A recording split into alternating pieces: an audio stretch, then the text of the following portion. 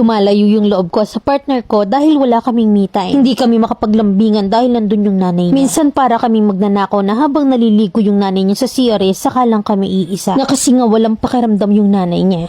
24 na ako at meron akong 2 anak. Maagang naging ina at the age of 17 sa panganay ko. Hindi maganda ang naging buhay kasama yung tatay ng una kong anak kaya iniwan ko't nagtrabaho para mabuhay. Year after ay dun ko nakilala yung tatay ng bunso ko ngayon. Going to 5 years na kami and 10 months na yung baby ko ngayon. Nag-live-in kami at nung nabuntis ako ay saka kami umuwi sa kanila. At nung nagplano kami ng mga anak at dun tumira pinaayos muna namin yung second floor nila para maging sariling kwarto namin. Pinalagyan namin ng CR at lababo para hindi na kami bababa sa baba nila. Maayos yung plano namin na pag uwi namin dun kami lang. By the way, may unang anak din pala yung partner ko na 12 years na rin at wala namang problema sa akin yun. Ang problema nung lumipat na kami sa kanila ay dun na nga wala man lang ni isang plano ang natupad. Maliit lang yung kwarto pero tabi-tabi kaming matulog dahil yung nanay niya dun din natutulog sa taas. Which is sa kwarto ko na namin. By the way, ate ng partner ko yung nasa baba. Okay lang naman sana sa akin at walang problema na sagot namin yung kinakain ng nanay niya pati na rin ang maintenance. Na as in sa aming lahat. Kasi binabantayan naman niya yung mga bata kasi may work naman kami pareho at binibigyan ko pa rin naman siya ng 500 kada katapusan. Kaso araw-araw kong nai-stress at inaaway yung partner ko na hanggang kailan ba yung ganung setup. Na dati kahit napapaano natitiis ko yun kasi ilang months pa lang naman yung bunso ko nun Ngayon kasi sobrang likot ng matulog at halos nasasakop na niya yung buong higaan ko. Kung tipong wala na nga kayong privacy, masigip pa yung tinutulugan nyo, sino ba namang hindi sisimangot sa araw-araw? Kinukulit ko siya na kahit na mangupahan na lang ulit kami. Na kahit na nga mahirap, okay lang. Na kasi nga gusto kong magkaroon ng peace of mind at privacy. Na kaso ang lagi niyang sagot, may bahay naman ako, ba't pa tayo mangungupahan? Na lagi ko ring sinasabi sa kanya na oo nga may bahay ka, pero ikaw mismo wala kang peace of mind at privacy. Nangangako naman siya na medyo pag nakaluwag-luwag ipapagawa yung 3rd floor. Na lagi kong tanong sa kanya, kailan pa yun pagpagod na akong magantay at magtiis? Hindi ko na alam kung matitiis ko pa ba yung setup namin na halos walang pakiramdam yung nanay niya. At hindi man lang bumaba para bigyan kami ng time. Na minsan nga para kaming magnanakaw na habang naliligo yung nanay niya sa CRS, saka kami iisa. Na halos mabilisan lang kaya nakakabad trip talaga. Na nakakaasar pa yung ate niya na halos lahat ng gamit ko sa taas ay hinihiram. Nakikisaing sa rice cooker kasi nasira yung rice cooker nila. Nakikigamit ng washing kasi laging kaming wala sa bahay. Dahil nanay niya yung nandun sige pahiram. Ayoko nang ganun kasi gamit ko yun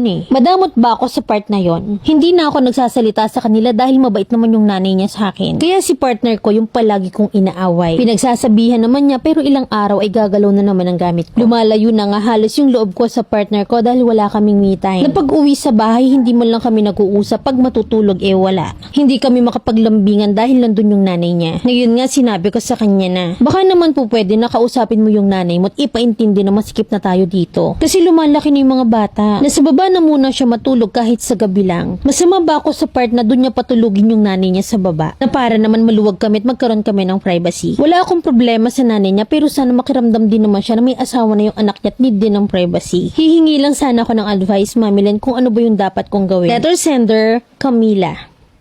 Sa ganyang setup, dapat sa una pa lang hindi ka na pumayag. Napakahilig niyong mamisanan tapos sa uli hindi niyo naman kayang panindigan. Prevention is better than cure. Yung hipag mo na nagsimula sa rice cooker, sa washing, na baka mamaya niyan pati bigas niyo hiramin na rin. Hindi ka madamot sa part na yun kasi napundar niyo yun Na pag ba nasira hati sa pagpapagawa. Tsaka kung gusto mo talagang ibukod ka, hindi mo na dapat pinagbibigyan quickie. Sabikin mo, pangakuan mo ng mga imposible. Para masabik, para maibukod ka na. Kunwari kahit nasa kisame kayo niyong gumawa ng bata. Lahat ng sulok ng bahay bibinyagan nyo. Lahat ng posisyon ibibigay mo. Nadadalhin mo kamo siya sa langit araw-araw. Landin mo nang may pasabik para mangatal at ibukod ka. Dalawa kayo nagtatrabaho, kayang-kaya nyo O kaya pangunahan mo, humanap ka ng apartment at mag-down ka. Success ka dyan, makakabukod ka. Egis dun sa 3rd floor plan nyo Kasi kahit na umabot pa kayo ng langit at tumabi kay San Pedro, magkakaroon pa rin kayo ng problema dyan.